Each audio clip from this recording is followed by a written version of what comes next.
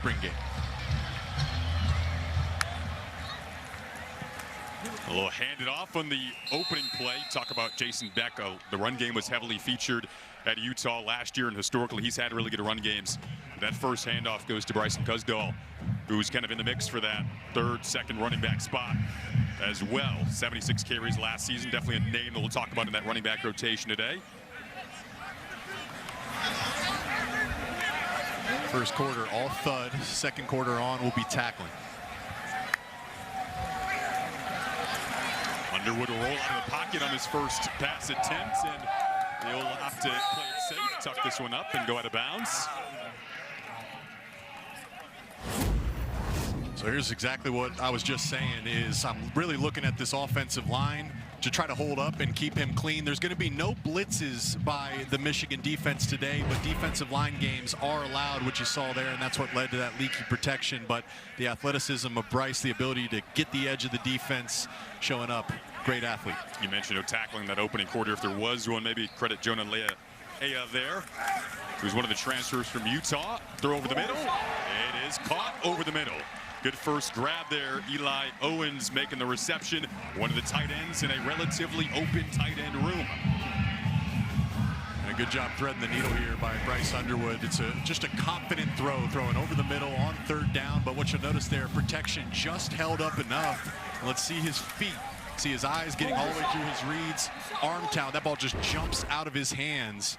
But it's really for Bryce, it just comes back to the basics. The talent is undeniable and unquestionable, but how he maximizes that talent is through the footwork, fundamental, and eyes, and a good job bringing it all together there on third down. Gain of 16 there on third down. Of course, good to simulate that patience on third down plays as well, getting as much reps with that. Cusdahl takes another carry, his second of the game. Credit Bowles with the tackle there, simulated tackle right now, and Troy Bowles, son of Bucks coach Todd Bowles, going to be a key piece at linebacker. You look at Michigan and Utah. Of course, we're talking a lot about Utah last year, where Kyle Whittingham came from, and what the offensive production was for Utah as well under offensive coordinator Jason Beck, who's now the Michigan offensive coordinator. I think you're going to see a lot of similarities in the run game, but how you make up that 14-point difference in points is really going to fall on the shoulders of Bryce. Utah put up some points in the Big 12 last year as that pass intended for Hogan Hansen, the other tight end on this MAIZE group, is incomplete. Hansen has proven his hands. He's flashed in the past. Credited with some good stuff and the opportunities that he's been given. He'll trot off the field. So now another third down situation coming up. They gained 16 the last time they were in a third down scenario. Once again, let's watch Bryce's feet. Remember, the blue defense, neither defense is going to bring pressure. They're going to play split safety defense, so Bryce should know the coverage. Got some good protection here. He'll go downfield, one-on-one, out of the reach just of Celesi Moa, the freshman from Utah. Leaping out, you see his speed there, creating some separation. Yeah, and they're excited about him. This wide receiver room is extremely young. You see Bryce, a good job again, navigating the pocket. Nothing was open, and then there's the arm talent. Moa has a chance, uses his body, but wasn't able to come down with it. He did get his hand on it, but he had a step. I thought Bryce did a good job of giving him a chance, but it's important to note there's a lot of youth on this offense. Bryce, he's 18 years old. He's a sophomore. The two leading receivers, Andrew Marsh and J.J. Buchanan, both sophomores. And then that wide receiver 3 spot is up for grabs. Moa is one of those names that's been tossed around. Freshman, couldn't connect with Bryce Underwood there. Yeah, Jake, you were just talking about Bryce Underwood and kind of that development. Offensive coordinator Jason Beck was telling us that every quarterback that he's had is a little bit different, so he's trying to tailor the offense to what he does well, what his strengths are, and not trying to force Underwood to be anything but himself. And that's such an important point there, Jason, is, you have two philosophies. Some coordinators say, hey, this is what I do and we're going to do it. The best coordinators say, hey, what do I have? They're going to tailor this offense, to Caroline's point, to the strengths of Bryce Underwood and the strengths of some of their athletes, like you see there, Jordan Marshall. Now he's got Jordan Marshall in his backfield, who's going to be that #1 running back for Michigan. 6.1 yards per carry last season, nearly 1,000 yards. That was his first carry of the day. Yeah, I mean, the standard here in Ann Arbor is to have multiple great running backs. It was Justin Haynes on a Heisman campaign. He gets injured. And then Jordan Marshall looks like he could be a Heisman candidate this year. high-level talent. He's a future NFL running back. He'll be the bell cow to start this season. But as we said, we'll be keeping our eyes on number 5, the freshman, Savion Hyder, at points today. All Big Ten second team. One of the hardest guys in the Big Ten to take down as well after contact. Hopping up the middle once again there. Again, no tackling in this first quarter. We will see tackling in the second, third, and fourth quarters. And with no tackling, you know, you thud, you tag off. So where you have to earn your money offensively, the offensive line needs to get pushed. That was a great job by the Blue offense getting pushed there. Marshall wasn't touched until he was 4 or 5 yards downfield.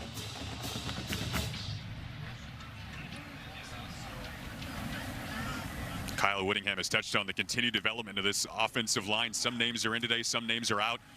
As Underwood steps up again here through the middle of that pocket that was collapsing on him. Maybe credit Trey Pierce there if you were to give someone a tackle. And I want to hammer this point home because I think the viewers should be taking their eyes to the line of scrimmage consistently. This defensive line and defense in general is going to be exotic, multiple. They're going to run blitzes. Not today. It's a 4-down front.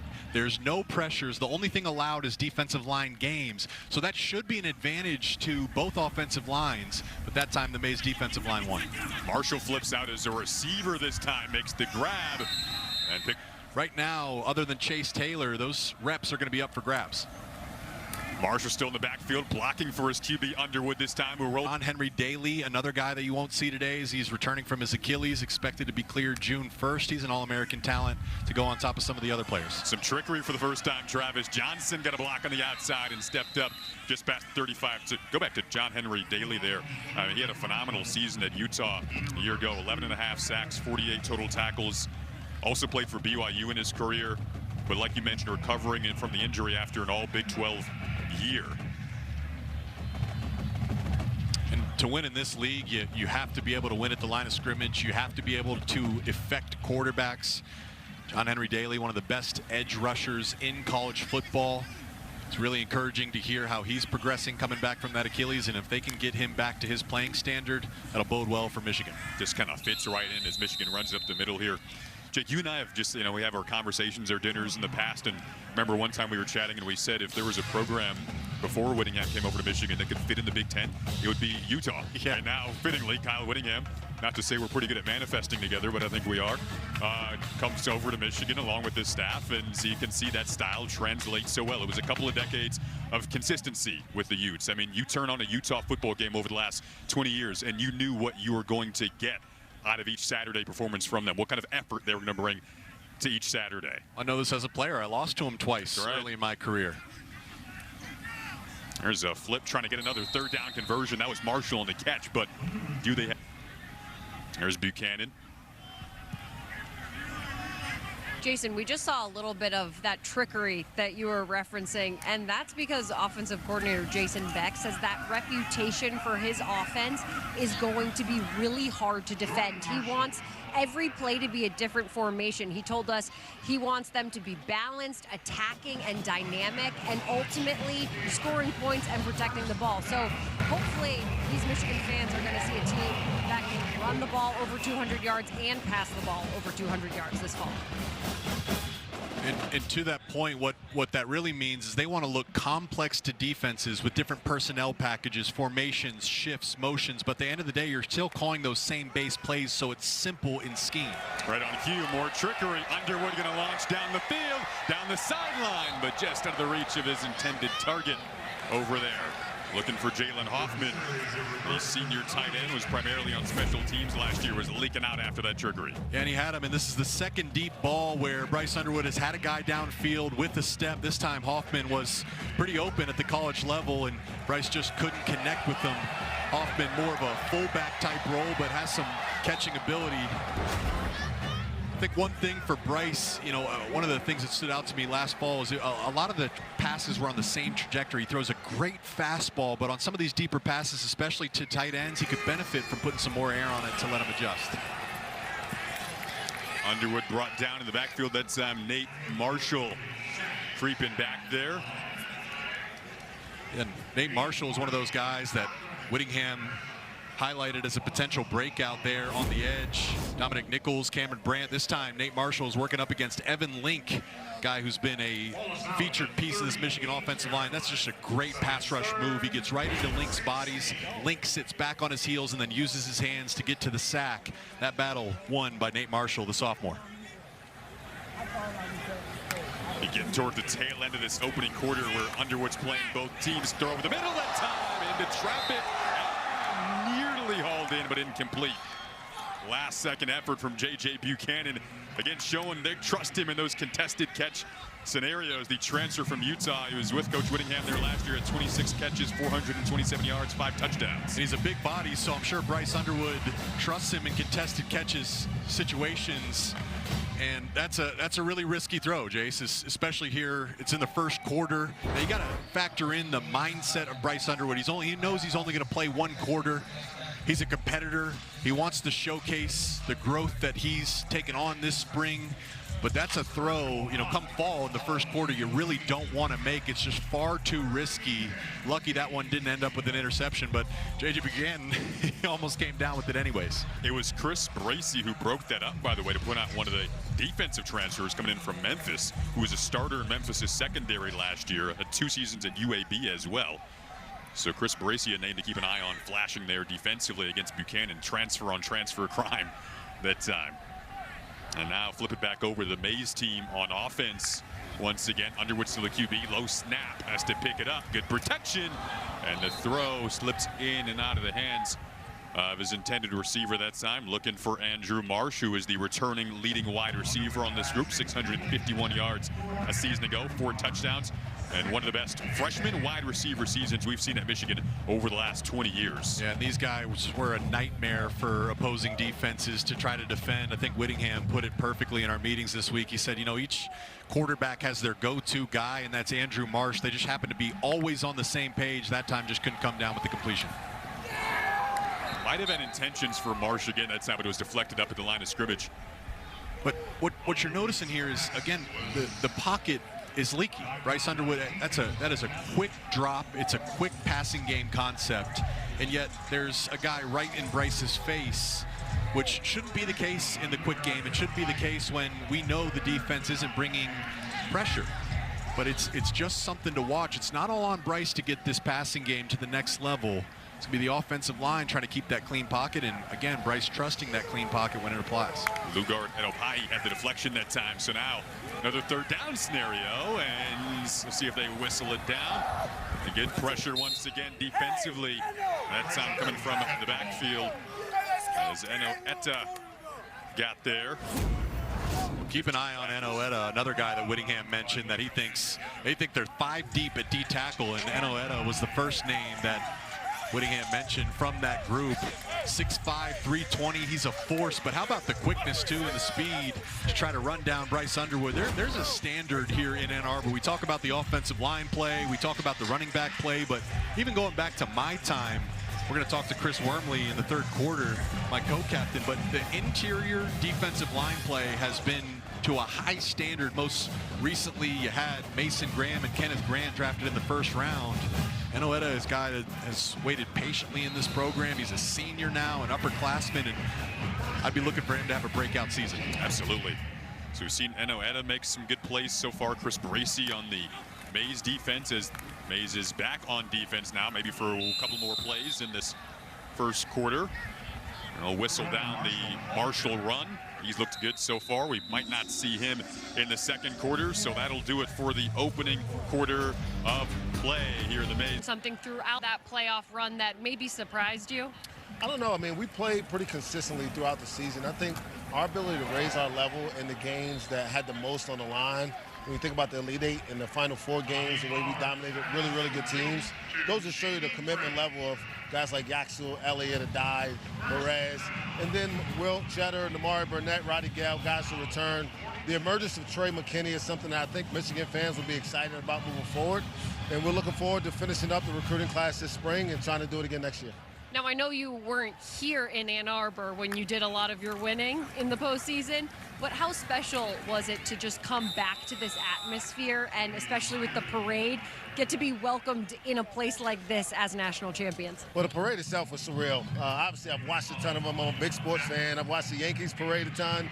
I'm I'm a Giants football fan, New York Giants, and so I've seen a ton of parades. Haven't been a part of one. It takes a totally different meaning. Just the fans, these guys deserve this. It was since 1989 that they had won one, and there's been a lot of success in between, but it just goes to show you how hard it is to win it all. And so credit to Dusty and the players for having a great commitment to the game plan, and obviously for our fans supporting us the way they did throughout the postseason run, whether it was in Buffalo, Chicago, or Indianapolis for the Final Four. Hey, and also congrats to you and your entire squad on that national championship. Mike, thanks so much. Thank you very much. Jason? Thanks, Caroline. Fun times here in Ann Arbor. On the left side of your screen there, Tommy Carr now in for Michigan, the grandson of the legendary Lloyd Carr, four-star recruit, number 6 player in the state of Michigan, and they are very high on him right now. Kyle Whittingham came out and said he's the number 2 guy right now. Clearly, and comes from a strong bloodline, as you mentioned. He'll be playing for both teams here in the second quarter. And what you're seeing here is what Whittingham highlighted. A sneaky athlete. You know, you think Bryce Underwood, he's a great athlete. Tommy Carr, his athleticism really shocked the coaches and shocked the MAIZE defense here as well. Of course, everyone's going to have their eyes on Savion Hyder. And as soon as the defense overplays, it's going to be on the quarterback to read it out. Great job by Tommy Carr there on 3rd and long, using his legs to get the chains. How about the speed? The gain of 16. Second time they picked up 16 on 3rd down. First time with Tommy Carr, and at QB mentioned how athletic he is. His family, super athletic. Of course, grandson of Lloyd Carr, but also grandson of Tom Curtis, who was a safety at U of M from 1966 to 69. They go up the middle once again that time, and we're tackling now. The second quarter started, as you noticed.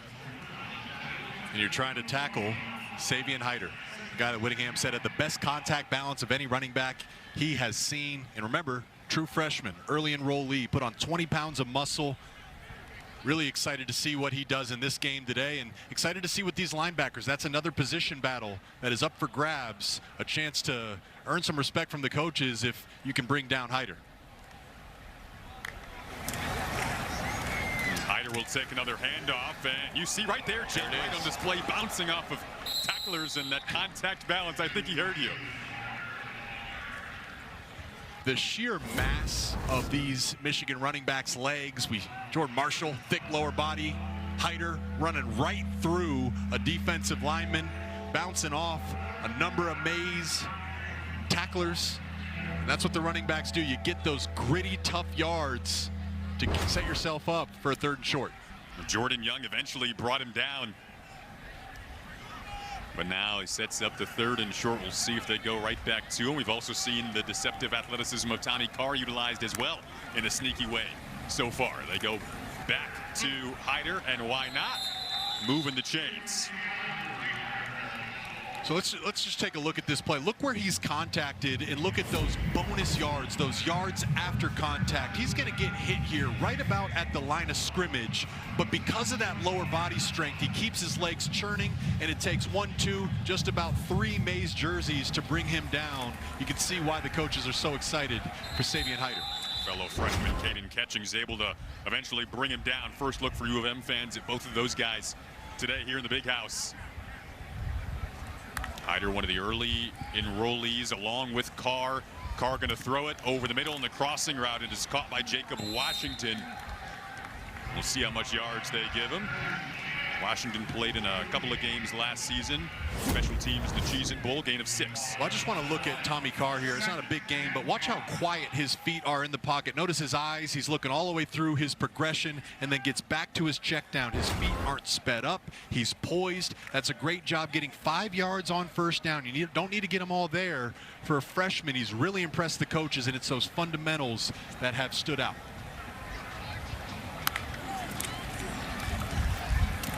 Hyder and Carr, the backfield duo right now. They give it back to Hyder. Dynamic duo at the moment, moving this ball downfield for the blue team in Carr's first drive after Underwood played for both teams in the opening quarter. And this is where football is cumulative, right? When you get through your progression and are willing to hit your check down, that's a 5-yard gain on 1st down. It's not going to make the highlight tape, but all of a sudden it gets you into a 3rd and manageable. And you know, the defense did a good job of stopping the rusher there, but it gets you into favorable down and distances. Jonathan Brown is the new running back in. Got a good block on that right side and squeaks inside of the 10-yard line on the 3rd and 5 carry. It looks like it's going to be enough to move chains, set up a 1st and goal opportunity here. Take a look at Evan Link here, big number 71. He's going to be a key piece pulling from that left tackle position.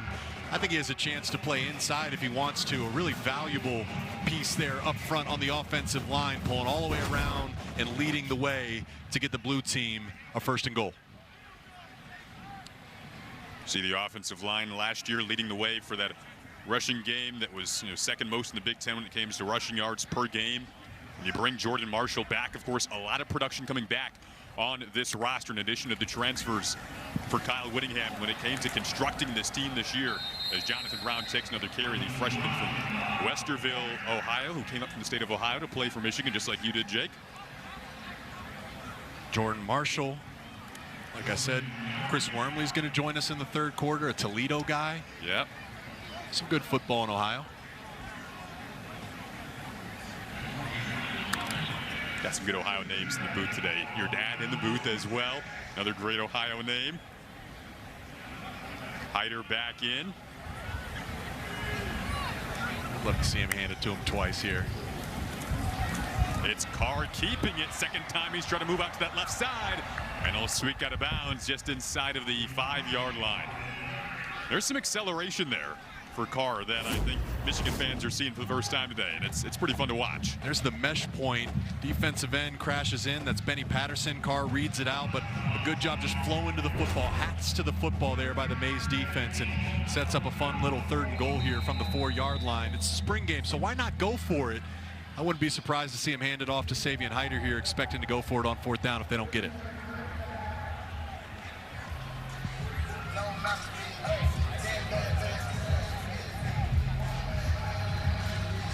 Yeah, Jake, one thing that I liked that Coach Whittingham told us about Tommy Carr was that he takes care of the football, but he's even more elusive than he saw on his high school tape. Nothing rattles him. Obviously, he has a rich football history, both his grandfathers on his mom and dad's side. So I think he's kind of built for these moments as we've been seeing. His brother C.J. Carr, probably a Heisman favorite. Looking like a future 1st-round draft pick there for Notre Dame. Also a great athlete, but I think it's important too because this offensive system is going to be built around Bryce Underwood's talent. The quarterback run, therefore, is going to be a staple of the run game. Tommy Carr has, like Caroline just said, has really impressed the coaches with his speed, his elusiveness, his feel in the pass game and the run game. It just gives another element for defenses to defend. If you think about football as a numbers game, if defenses have to allocate 1 or 2 defenders to the quarterback run, that means a lighter box and more favorable numbers when you hand the ball off to Savion Hyder or Jordan Marshall. Hyder back in at running back, so a lot of Jordan Marshall in the opening quarter for the blue team. A part of the top 20 returning production in the country this year. They flip it out to Hyder. First time seeing him catch a pass as Carr is now 3 for 3 through the air. And he gets down to about the 5-yard line, winding down this 2nd quarter. They told us one of the exciting pieces for Hyder is he's a great pass catcher too. Again, you got to be able to run the ball if you're going to be a 5-star running back, but he's a great pass catcher. That's going to allow Jason Beck to get into some 2 running back personnels. We might see Jordan Marshall and Savion Hyder on the field at the same time, with Hyder flexed out at the wide receiver position. But nonetheless, a good job by the MAIZE defense there, tackling them and forcing a field goal. This isn't live, this field goal attempt, but Stuart Blake going to come on to attempt the 23-yarder from a relatively tough angle. And he squeaks that inside for the blue team.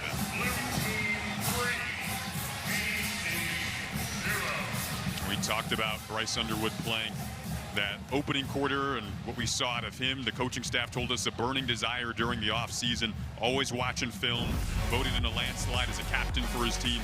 Here's what he pieced together in terms of film from that opening quarter. Yeah, well, I know how these things work, but it's a spring game, so you take everything with a grain of salt. You're dividing the team in 2, some good, some bad. That was a beautiful 3rd down completion into a tight window. The legs, we know, are very important to Bryce's game, but then these are the things where Bryce can really improve on. A little basic out route to Hogan Hansen, he missed it.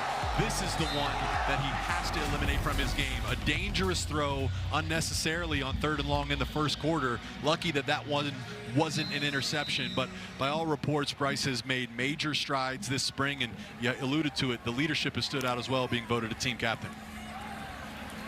Carr back in here. He'll roll out again.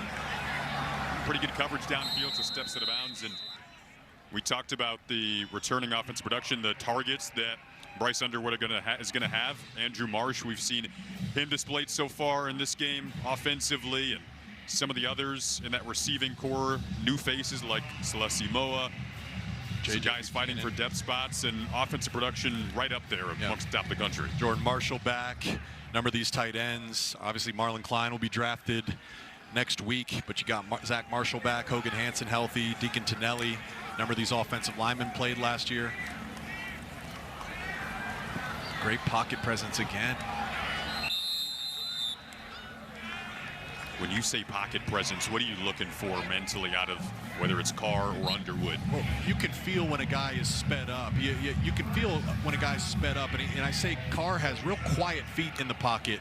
It's 2 straight plays, not taking an unnecessary risk. Now 3 straight plays, taking what the defense gives him, and a nice catch there by Hogan Hansen. So here's the last 3 plays. Watch him boot out. He wanted to go to Hogan Hansen here, but you see a linebacker sink underneath, and a good job. Hey, on 1st and 10, I don't need to take a risk. Scrambles for it. Here's the pocket presence. He's going to get him into another favorable down and distance, and then hitting Hogan Hansen before scrambling once again right here. Uses the speed to get out of bounds again. I think they might give him a first down, gain of 11 there. Just operationally, Tommy Carr looks outstanding, and this is just high-level football right here. The defense leaves Hogan Hansen uncovered. Tommy Carr sees that, gets the ball out, and again, pocket presence, understanding the situation. 1st and 10, scramble, another 1st and 10. He grew up around this program. Is there a sense as a true freshman, just a level of comfort that's maybe beyond most, knowing he understands what's at stake every time you step in front of these fans in this particular setting? Oh, nice catch. Moa, beautiful grab there. So first time we see him really flash. They targeted him once in the first quarter. That's a gain of 11 for the transfer from Utah, who enrolled early at Utah, then hit the portal, came over with Coach Whittingham. Youth to youth. Remember, Celeste Moa couldn't come down with that deep one down the sideline, but makes up for it with the highlight one-handed catch. But back to your point, Jason, you know, I think it works both ways. There is a comfort. He grew up here, coming to the big house and hanging around the program, but what that also means is there's a certain level of pressure too. You know, you have that last name, Carr. Again, his brother is one of the premier quarterbacks in college football, and yet what I see is a guy that doesn't carry any of that weight. He's really looking great operationally, leading both offenses. You talked about his athleticism. He also played basketball in high school. Right there, just no hesitation on the heads out. Just said the same thing. It's the decisiveness, and usually for young guys, they're waiting to see things come open. What Tommy's showing us right now is he's anticipating pre-snap where he's going to go with the ball. He knows Hansen is going to be open because they got that go ball outside, and the corner's going to sink underneath it, especially on early downs, 1st and 2nd down. Take those underneath so you can get into favorable down and distance. This time holding on to it a little longer as there's good coverage downfield, but he utilizes those legs once again. And it looks like he should have enough for the first down. +5 that time with about 7 seconds left in this opening half. He's got one shot at the end zone here, a good opportunity to work situational football. I think the message here to Tommy Carr is you've done a great job moving both offenses. You're down in the red zone. You don't want to throw an interception, but hey, give your guy a chance. You got one play here before you send out the field goal unit.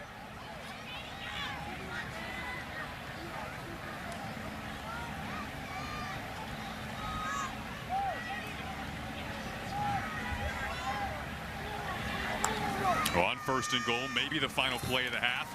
Gets it out quickly to the end zone. It's broken up in the corner of the backfield that time. Looks like it was Winston on the coverage there, was able to break it up.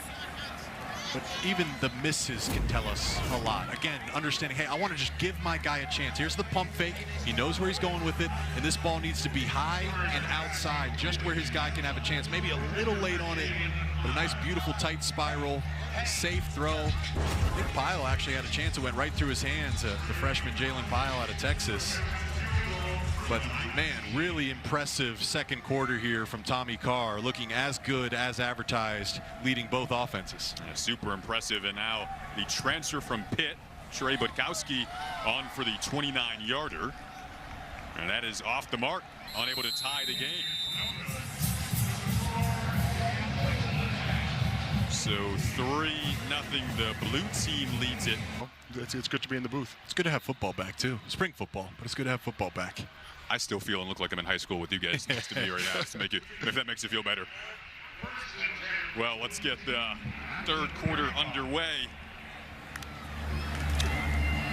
And is Carr beginning it after a stellar second quarter? Just looked really smooth, really comfortable out there. Completes his first pass of the second half to Jamie French. We mentioned he's the transfer from Texas who appeared in 4 games for the Longhorns last year, actually played against Michigan in that Cheez-It Bowl, and now flip it over. He's in the maize and blue and wearing the blue uniform today. And blue team up 3-0 after their lone field goal make from that first half. Carr going to take another snap, another good throw, another good catch from French that time. Bobbled it initially, then recovered. Chris, I'll bring you in here. Your impressions of Tommy Carr so far and this team in general through one half of the spring game. Yeah, Tommy Carr looks really, really comfortable. Looks like he understands the offense. He understands what this team is trying to do. In that second quarter, I was really excited to see him lead both teams down the field and continue to make a mark as really QB2 for this team this coming season. Get a 3rd and short here, and you know, seen a lot of Tommy Carr. I'm excited to see more of them, but I'll tell you this one, guys. I want to see them hand this one right off to Savion Hyder, and I don't care if everyone in the stadium knows it. Saw them do that in short yardage situations in the first half. They do it again in the second half, and you see how tough he is to bring down, Jake. That's exactly what you wanted to see. Chris, what do you think about this upcoming replay here? As a defensive lineman, I would hate to tackle number 5 Hyder here, but takes the handoff here, patient with his blocks, lets the blocks develop, and then keeps his feet moving through contact, and a really good pickup on 3rd down. Worm, how often did a running back knock you back? Because from my recollection, I don't remember that ever happening, but it seems like Hyder is able to get push on some of these defensive linemen. Yeah, it's happened a handful of times in my career, but when you got a guy like number 5 here, it's going to happen a lot to these defensive linemen, and you want to get him going. You want to tackle him before he gets his feet going, and that's where you can really make your mark as a D lineman making tackles against number 5. Well, and to your point there, Worm, what I've seen, especially on these past 2 rushing plays, the blue offensive line is getting great push. They're doing a great job of getting that knockback up front, and that's only makes it more challenging because all of a sudden Savion Hyder has 6, 7, 8 yards of momentum to get his legs churning, and good luck bringing him down with that. 8 carries, 30 yards for him so far. Give him 9 carries and add on some yards to that total and add a first down carry. Yeah, guys, I liked when offensive coordinator Jason Beck was telling us how talented Savion is and that he's going to be playing right away. And his favorite part about him is that he plays at full speed. He doesn't just ease into anything. So even if he's making a mistake, he's making it at full speed. And he said, that's great to work with because you can develop and teach other things, but you can't teach that, and that Savion has.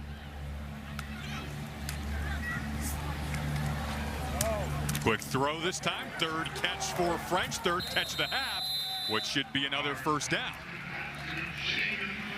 Well, this wide receiver 3 spot is up for grabs.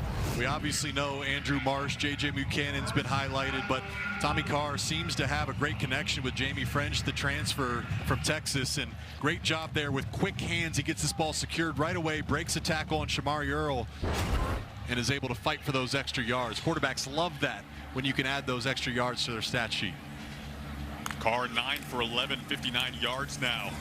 And they'll hand it off. Good room on that right side for Hyder plowing his way ahead once again. And this is just a freshman, an early enrollee. And he's lucky to have pullers. Watch these pullers lead the way. This is going to be a bread and butter part of Michigan's rushing scheme, pulling both backside offensive linemen and getting Hyder out in space. Once again, he's able to build that downhill momentum, making it that much more challenging to bring him down. I'm not seeing much push up front from this MAIZE defensive line. You know, it's a longer drive now. They're having not as many backups and people to fill in and kind of replace and get fresh bodies in there. So when you have a long drive on the defensive side of the ball, you need players to come in and be fresh and be ready to roll. And as a spring game, the teams are divided. It allows for the offensive lineman to push on guys for 5, 6, 7, 8 plays in a row. Yeah. And to that, I'd say, look, hey, I know you're tired. I see a lot of hands on the hips from the MAIZE defensive line, but this spring game, especially in the second half, is you're battling for playing time and opportunity. And I would tell all the young guys, no time to be tired. This is a chance to go impress the fans and impress Coach Whittingham for a chance to crack some playing rotation. Carr, another quick decision over the middle, but in and out of the hands of his intended target. That time trying to connect over the middle with Tonelli. But as Jake noted there, Kyle Whittingham talked a lot about the battle for the 2s and the 3s and how important this second half will be in those position battles. Good throw, though, there. Yeah, they've went to this in-breaking route again. They're going to show you 20% of the offense. We'll see 20% of the defense. This in-breaking route is going to be a key part of the offense, and they've been throwing to their tight ends. It's a beautiful throw into a zone window by Tommy Carr. Deacon Tonelli just not able to come down with it. Not an easy catch, but a catch you'd like to make, particularly on third down. 40-yard field goal for Stuart Blake, and that is good. He's 2 for 2 on the day. Tomorrow morning, you can catch some Big Ten baseball, Wolverines fans, when Michigan continues their series with Northwestern. 11 a.m. Eastern time start, 8 a.m. Pacific time, right here on the Big Ten Network. A little throwback here. So going to take you back, Kyle Whittingham, head coach of Utah. This is September of 2015, September 30, 2015. Jim Harbaugh's debut as Michigan's head coach. Jake, you had 8 catches, 93 yards that day. Was that your triple coverage catch? That was. Right there? Yeah, that was a first touchdown of the Harbaugh era. Unfortunately, it wasn't enough. But I can just tell you, Jason, you made a point earlier about how Utah is a team that kind of had Big Ten identities. Obviously led by Kyle Whittingham. That was absolutely apparent there in 2015 when we went out to Utah. That team was tough and disciplined and sound. And we can expect the same here now with Whittingham leading the Wolverines. And I'd say that handshake, Whittingham to Jim Harbaugh, there's a lot of similarities in principle. I mean, 2 of the all-time great coaches, leaders. They preach toughness and discipline. Chris, remember that transition from Brady Hoke to Jim Harbaugh? What was that first spring like from your recollection in what Jim tried to do to implement a new culture? I mean, it was 4-hour spring ball practices. Don't remind me. Yeah, and he split it up, so it was real. I mean, coaches were on the field for 6 hours. Yes. Players were on there for 4, and he wanted to implement toughness, bring back that Michigan culture that everybody knows and loves, especially if you're playing for the Wolverines.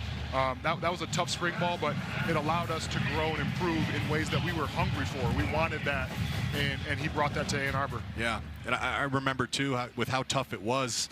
I think all of us said, look, I'd rather have it tough and win. And when you hire a coach with that pedigree, you feel like you can win. Nice throw. Wow. Really good throw over the middle that time, looking for Kendrick Bell, and he found him after we saw back-to-back catches from Celestia Moa. Speaking of Utah, Tommy Carr continues to impress, and he's really doing such a great job feeling these zones. Again, both defenses are playing a lot of 2-high shell. It's very basic fronts, 3 down, 4 down. Tommy feeling that zone and doing a great job finding Kendrick Bell. The gain of 16. Now they go back to the running game and creep inside of the 30. Let's go down to Caroline.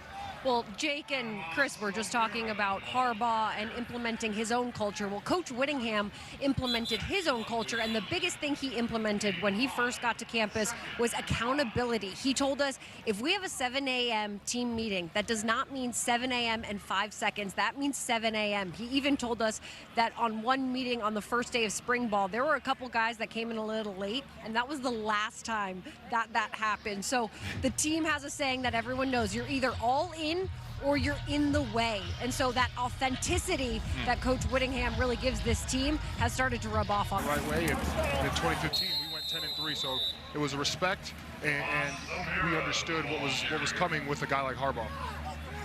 relatively speaking, guys, a lot of continuity coming back. We talked about top 20 nationally returning production. How important do you see that being when it comes to chemistry? And of course, we talked about Bryce Underwood. You know who your starting QB is as well for Kyle Whittingham. That was true for us in that jump, and the jump to 2016. Continuity is extremely important. You look at the last 3 national champions: Indiana, a veteran team; Ohio State, a veteran team; Michigan, a veteran team. Obviously, this Michigan team is still young, particularly on the offensive side of the ball, but you can be young and still have continuity because a lot of these young guys, most notably Bryce Underwood as a freshman, played last year. Celeste Moa is a player that Kyle Whittingham has known since he was 8 years old. Grew up in Utah. His dad, Ben, played tight end for Utah. Mackey Award semifinalist too, Jason. Absolutely. And now, I mentioned he jumped in the portal and came over to Michigan with Kyle Whittingham. So he's looked good in this quarter. He has 4 catches in this third quarter. Speaking of catches over the middle, that one just in and out of the hands of Kendrick Bell, who had a good catch over the middle earlier on in the quarter. So we mentioned the youth of this wide receiver room. Of course, we saw what Andrew Marsh could do. Doesn't play like a freshman last year. J.J. McKinnon, the staff is extremely excited about. But then as you look down this list, obviously Kendrick Bell, an older guy, but Jamie French we've seen make some plays, sophomore. Celeste Moa, freshman. Travis Johnson, another name we've heard a few times, freshman. So this group is really young, but I'd say that bodes well for the future if this core can stay together. He's got 4 receivers here in this package. He's going to roll out. He'll opt to keep it. We saw the legs in the opening half. Gets inside of the 10 before they blow it dead with half a minute to go in this third quarter. Gain of 9 that time. Well, here's one area that we could start to observe. Red zone scoring. We showed the difference in points per game between Michigan, about 27 points a game last year, Utah over 40. Well, field goals and touchdowns, that's a big difference. So far, it's been all field goals for both offenses.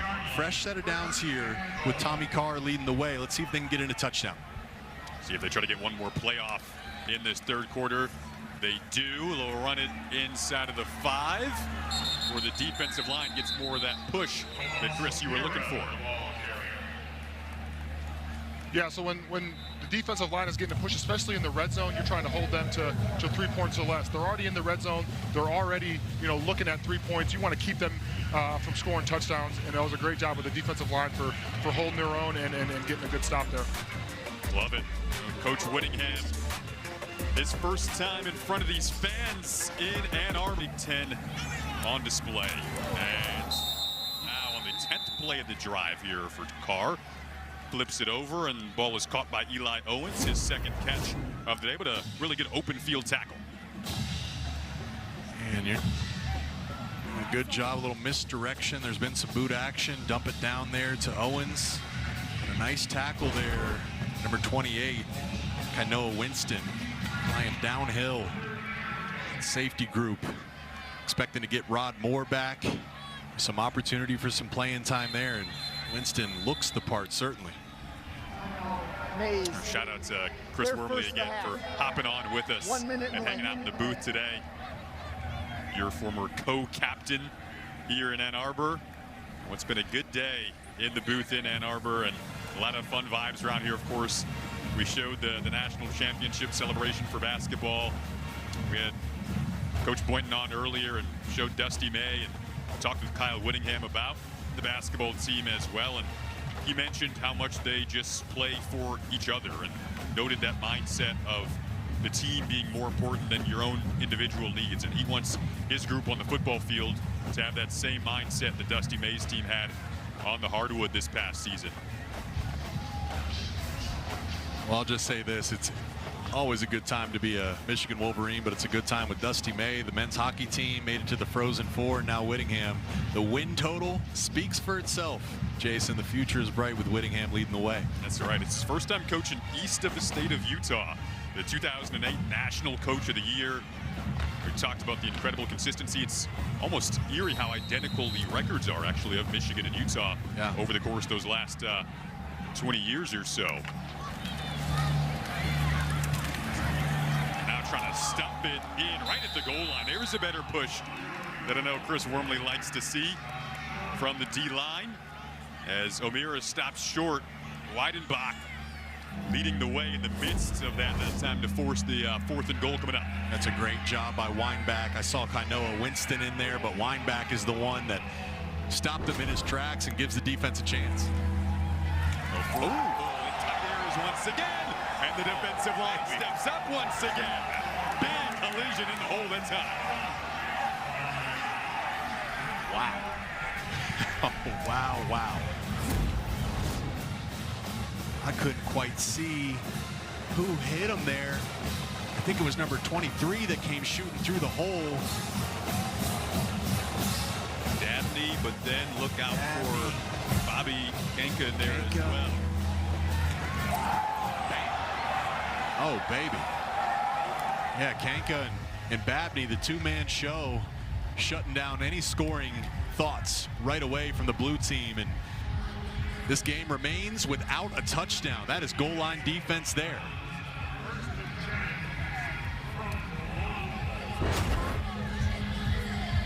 So heavy on the interior there, 6'4", 305. Bobby Kenka utilizing all of it that time to plug the middle. And he'll like that when they go back and watch the film here. So now Chase Herbstreit coming in at QB for the first time.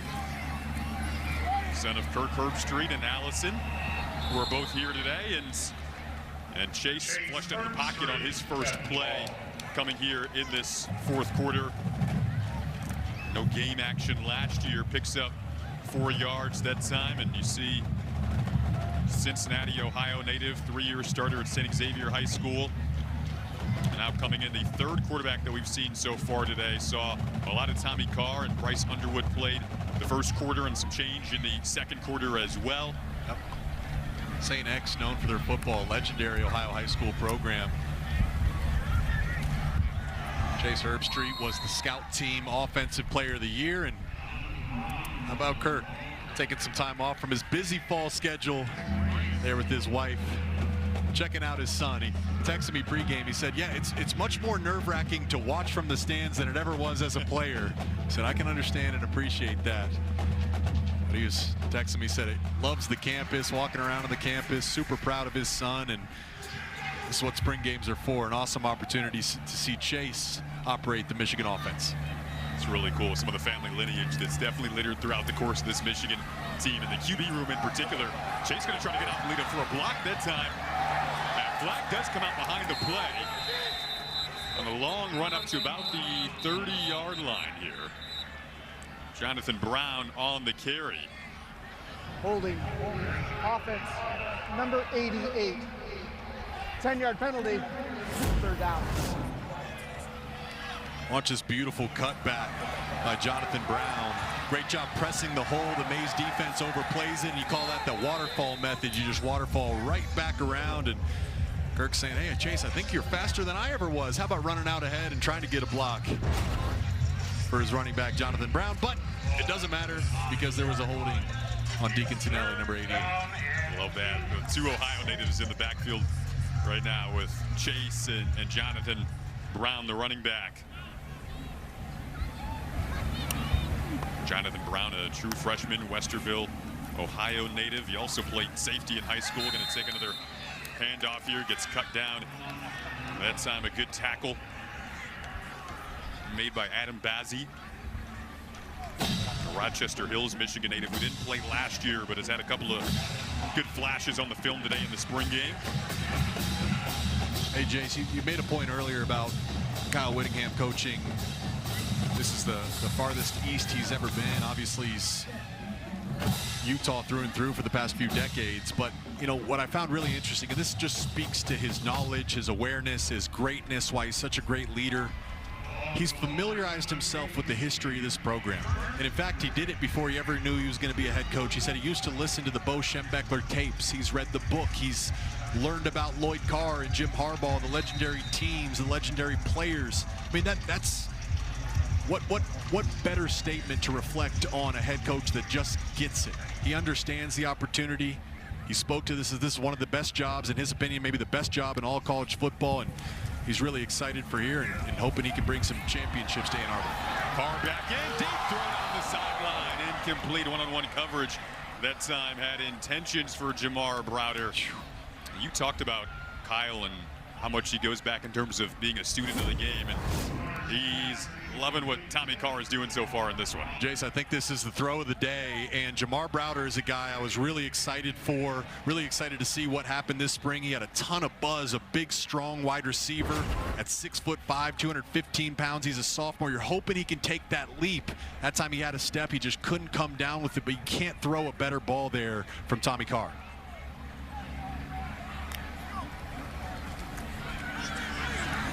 Again, another decisive throw, screen pass that time. And now still bouncing off tacklers, but then eventually swung down in the backfield was Jalen Pyle as we look at Tommy Carr's day and what he's done so far to this point. Well, if there was an MVP for the spring game, it's got to be Tommy Carr. He's certainly earned himself a stake playing it for both teams. Put together some really long drives, and you know what I'd say too, he just looks comfortable for an early enrollee freshman. He's seems to have a high-level knowledge. I wouldn't quite say mastered, but it looks like it mastered this offense, and he's doing his job. He's taking care of the football and making some really nice decisions. Good coverage downfield, got it off anyway. Good job to extend that play, and this time he does connect with Browder. And there's another great example, right? You're on the plus side of the 50.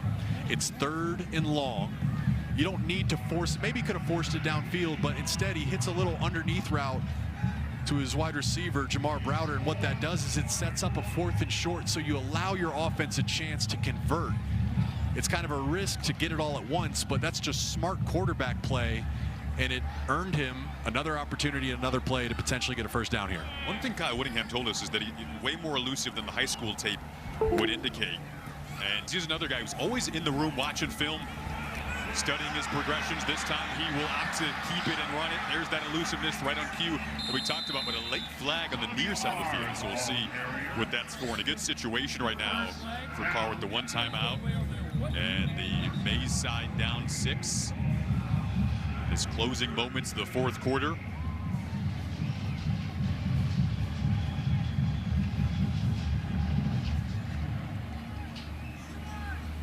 Once again, though, it's a quick game. Nothing there. It's going to be on the blue team. Number 15, a 10-yard penalty is enforced from the end of the run. First down. If you didn't know Tommy Carr was a freshman, you'd think he's an upperclassman, right? I mean, you can't teach boys like what he's demonstrated today. He's generated a lot of buzz this spring. It was very early on that Whittingham said, yeah, he's clearly our number 2. And proving why the coaches are so high on him and why he has such a bright future here in the spring game.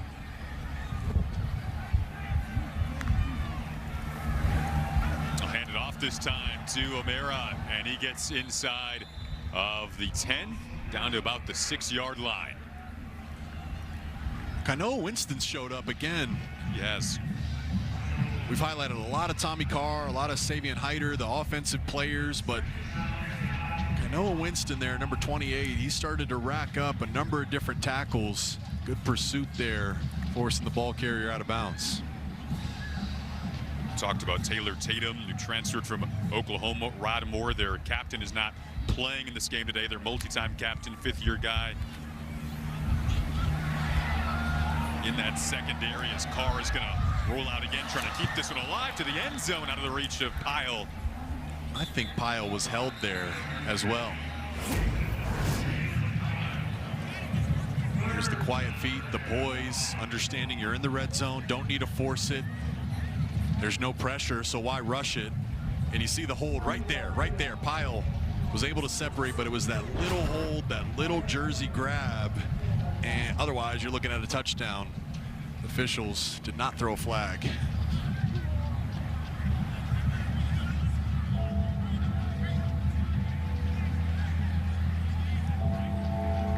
Stakes are on the line. Literally, the stake that you could have after the game is on the line. 4 hot dogs, or in the words of Coach Whittingham, nothing. These guys got NIL deals, so they're probably just buy themselves steaks anyways. Different than my days. Bypassing the hot dogs. High throw, that time out of the reach of Pyle. Now 3rd down coming up. Down 6 for the MAIZE team with 3:23 to go. Now, I just want to revisit this point here, too, because You know, it's spring game. You know, we're all going to get excited. We have football that we can go back and watch film on, but take everything with a grain of salt. The Michigan defense is showing you 10% of what they'll do. It's a lot of split safety coverage, even front, no blitzes. The offensive playbook is going to be very simplified, so we're going to get excited about Tommy Carr and Savion Hyder, some of these players, but you got to take it all with a grain of salt in a condensed spring game. Talked about some names that won't be in the game today, but will be here arriving in the summer. Carter Meadows is one of them we mentioned earlier. 5-star on the edge, incredibly bright future ahead. You see some of the other names as well there. Yeah, I mean, Carter Meadows, I mean, he's a guy, again, a 5-star freshman. He doesn't look like he's coming out of high school. He is a freak of absolute nature, and he's joining a deep defensive line group. A rising tide raises all ships. That competition is only going to make him better. You know, another guy we haven't mentioned that isn't playing and I'll have my eyes on is Andrew Babaloa, a 5-star tackle that was looking like he was going to earn the starting left tackle job last year. Looks dominant, almost like he'll be an NFL draft pick. I know Whittingham was excited about what he's seen there. His recovery is going well. He's not playing today, but on track to be healthy for the season. Just a different type of athlete at that left tackle spot. And, you know, it's worth mentioning, too, with the offensive line coach, Jim Harding, when you give him talent, he is going to develop and produce high-level offensive line play. There's going to be 2 Utah offensive linemen selected in this year's NFL draft in the first round. Babaloa has first-round potential. It would benefit the Michigan offensive line to get him back healthy. 5 stars over the last couple of years: Bryce Underwood, Carter Meadows, Savion Hyder, and Babaloa. So now Carr will roll out. We'll see if they blew that one dead or not. The blue team celebrating as if they did have the sack there. Looked like a sack to me. It did. Nico Andrighetto was in the backfield. And Jake, you mentioned the O-line and the strength staff as well. So important when it comes to the push in the trenches. Yeah, they mentioned the strength coach. I mean, that's one of the key hires for any program, but Kyle Whittingham brought in Doug Eliasea with him, a guy that's been with him at Utah for a few decades. And remember, Ben Herbert was a key piece of those Michigan national title run, the 3 straight Big Ten championships. I feel they have one of the best strength staffs in the country here in Ann Arbor, and the players have echoed that. Carr looks to his right, now going through his progressions, a lot covered up in the end zone, throws it to the back of the end zone. And it was a joust for it back there. A good battle from Jalen Pyle, but ultimately broken up. But Chukwu on the coverage. And even the misses tell a story, though, yes. Jason. I mean, this is what you're taught as a quarterback and as a wide receiver. When you're throwing spring practices and then the rest of the time is spent lifting weights and conditioning, you're developing and preparing your body before fall camp. So all championships will be earned as they're playing 3 of the top teams in Indiana, Oregon, and Ohio State.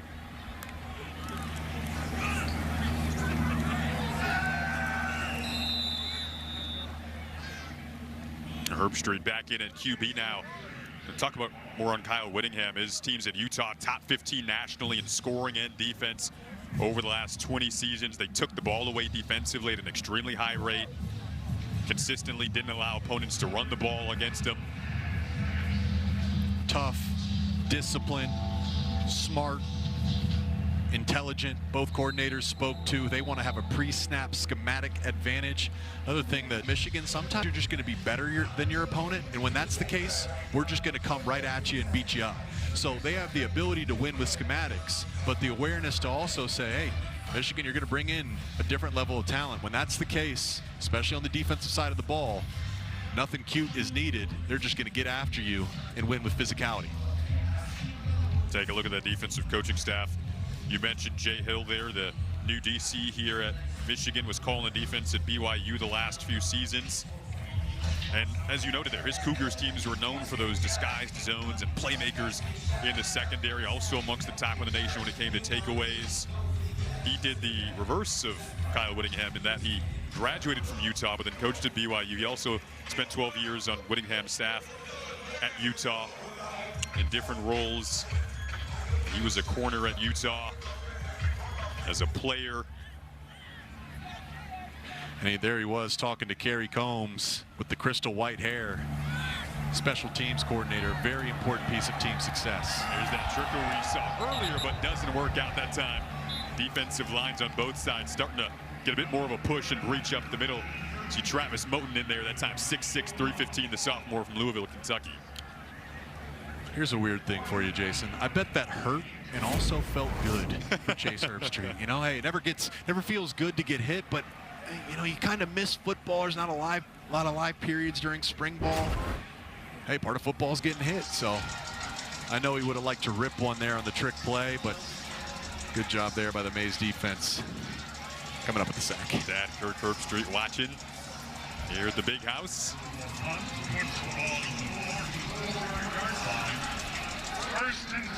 So now the MAIZE team, Tommy Carr take back over here, down 6 with 1:52 to go. Kind of a 2-minute drill situation to close it out. Perfect scenario for a spring game. Yeah, can't wait to see it. I mean, look, they're on the plus side of the 50 here, the 44-yard line, so maybe not quite a 2-minute situation. You know, if I'm Tommy Carr, I wouldn't change anything. I'd operate exactly how I've been operating throughout the game. I'd say keep an eye on number 20 up top of your screen, Jalen Pyle. That's been the go-to guy here late in the game. Has to recover after initially dropping that snap, then makes the smart play to just throw it away. Carr on the day, 16 of 25, 99 yards, just shy of the century mark with 100 seconds to go. The stats don't tell the full story. I mean, there's been some drops in there. He's affected the game with his legs. Overall, he's just operated the offense and moved the ball really well. All right, Jalen Pyle, top of the screen, white tights, Jamar Browder in the slot down here on the hash. Quick throw down the seam, and he was looking that time for Browder. He's got him. Catch. Great catch from Browder, showcasing the toughness that time. Well, that's what you love about Jamar Browder. It's that big frame, 6'5", long arms, jumping ability. A dangerous throw here, a real dangerous throw. Lucky that one wasn't picked off, but Jamar Browder with a nice strong catch. Another quick throw to the sideline. It's Eli Owens on the grab, his 4th catch with 1:28 left in this 4th quarter, in this 2-minute drill. Number 26, Taylor Tatum, the safety, had a real chance to make a big-time defensive play and force a turnover. Wasn't able to do it, and an excellent catch by Jamar Browder. Gain of 6, getting down in the red zone now. Throw to the sideline is caught again. Eli Owens again over on the sideline. I just love these out routes. I mean, again, they're not showing up on a highlight tape, but the defense is showing that look and giving Tommy Carr these little underneath routes, and Tommy Carr is happy to take them. You don't go broke taking a profit. Watch the cornerback sink right here. His eyes are on the go ball. Good outside release by Pyle, but Tommy Carr is perfectly happy taking these underneath routes to continue moving the football. Take what's given. That's what you told me at halftime, Jake, what Carr was doing so well in the first half. Now we're seeing it in the most important drive of the game, trying to lead the MAIZE team down the field here. That one was caught by Pyle. Another pickup of 6, another quick throw. It's Pyle again. Again, notice the location too. Throwing on the right shoulder, tight spiral, friendly. We're still waiting for that first touchdown of the day though, Jason. You got Browder in the bottom of your screen again. They opt to run it this time, get down to about the 1-yard line. Bobby Kanka makes the tackle. Remember, Kanka was big when it came to that 4th and goal stand. The last time the MAIZE team was down here, he had the tackle that stuffed him and kept him out. So battle down here once again. Who can win round 2? They'll go to the edge and just short once again. Let's build the hype here. A touchdown wins it. Blue up 6-0. MAIZE, a touchdown, an extra point would win it. This is what it takes. Straining, bodies flying around, meeting each other at the 1-yard line. Let's see what happens.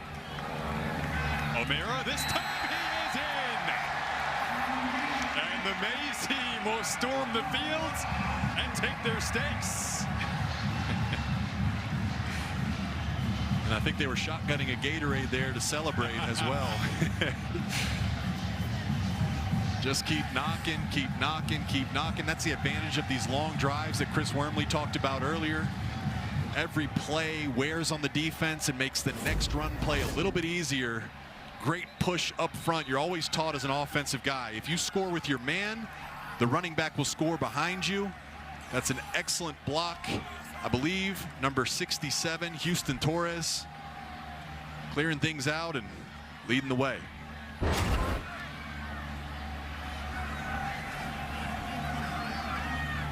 So Trey Budkowski going to come on here. It all comes down to this. The leg of Budkowski, the transfer from Pitt. You don't want to tie, because what happens to the steaks and hot dogs? Got to make this.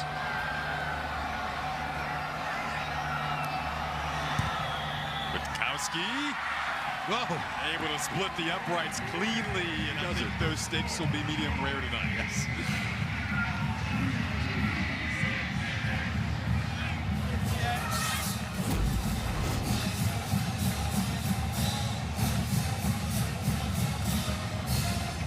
There we go. Love the celly from Hullenbeck.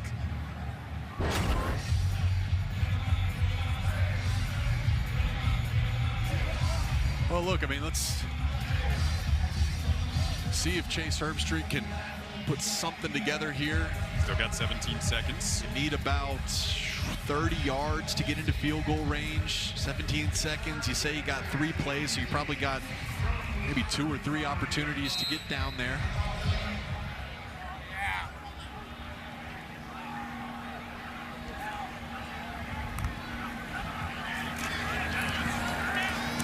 Herbstreit immediately has to step up and throw it away.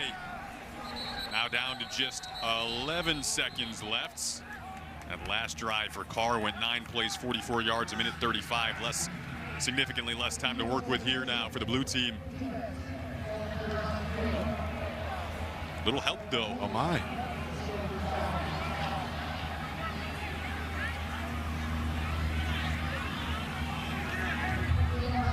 Please reset the game clock to 17 seconds. 17 seconds. And add 6 more seconds onto what you're seeing now, so 17 seconds. Yep. Some good situational football down the stretch here. Yep, about 25 yards to go now for a field goal opportunity. The wind is in their face. Free play. Yeah, there was a jump on that right side. Oh, they didn't snap it. Oh, looked like One it of was those, Nate Marshall. you got to reach out and touch them, or snap the ball. Defense gets back on side. Marshall got back on side. Quick throw over the middle, and that is caught. Down to the 40 they go. All right, Herbstreit's calling for a spike here. Really nice job sitting in that zone by Deacon Tonelli. Good pass by Herbstreit. Never mind, they're not going to spike it. Gonna run up here. Clock is at 10 seconds. Herbstreit, another throw that time was pressured and had to let that one go. It'll leave 4 seconds on the clock. So that's a situation where you can't throw it out of bounds just because of the time. You're going to have to find a way to spike it. I think the running back was sitting right there, number 29, Jonathan Brown. If you're Chase Herbstreit, you just like to throw it at the running back's feet so it's legal, but that air time cost him time. Now with 4 seconds, you're in a Hail Mary situation.